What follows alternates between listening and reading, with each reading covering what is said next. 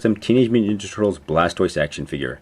I ended up having to add a lot to a standard Raphael figure, especially around the head. Using some Kidonite, I hope I'm pronouncing that correctly, I ended up adding a little bit right here to get his little pointy ears, and quite a lot to bring out that snout to give that standard Blastoise look, and a little bit more right here just to give him a nice brow.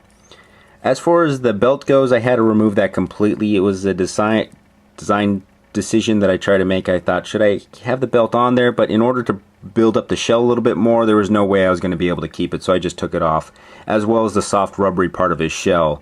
Raphael is known for actually having that little crack right in there, so it would have been a dead giveaway on which actual action figure I used. So I ended up using some more green stuff to actually build it up, and even though it's not soft, it still has a nice hard feel to it. I also added a little bit more right here to get those white tubings or white parts of his actual shell that wrap around him. Green stuff is pretty nice. It doesn't sand that well as some of the other putties that I've started to use, but it's still good for like getting these tiny little details right here in the head. As far as the back of the shell goes, I actually ended up using two different materials. I built up a big layer of Mighty Putty. That's Billy May's product. It's kind of cheap and it's not the best for customizing, but if you're wanting to build up a mass area and not use up your more expensive materials, I find it works very well.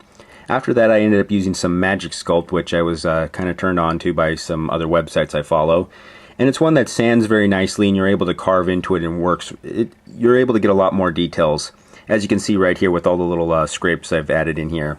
As far as the little tubing on his, or the little pipes coming out of his shell, those are actually just standard rubber tubing I got from the hardware store, and they're actually just held in with some little pegs right here and just drilled in. So they can pop off, or I can actually thread some little thread some little attachments that makes it look like he's actually blasting out some water. Now with the paint job, I was trying to match his colors as best I could. I hope I got the Blastoise, or that nice rich blue that Blastoise is known for, especially with the underside of his shell. I've seen several different versions where it's more of a tan or a white, but I decided to go with the yellow look that I've seen with most of the other artwork. I wasn't quite sure what color to make his armbands and his wrappings. Considering that most of the turtles ended up having gray or brown, I didn't really want to go with that, so I ended up choosing gray as kind of a nice neutral color.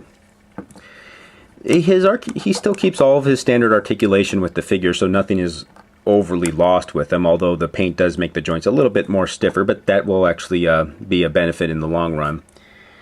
Without anything else to say, I'm really happy that I customized this guy, and actually standing him up next to the other turtles, he blends in very well, and you can almost swear that he's actually ready to go and fight right alongside him. Anyways, this has been a look at my custom Teenage Mutant Ninja Turtles Mutated Blastoise.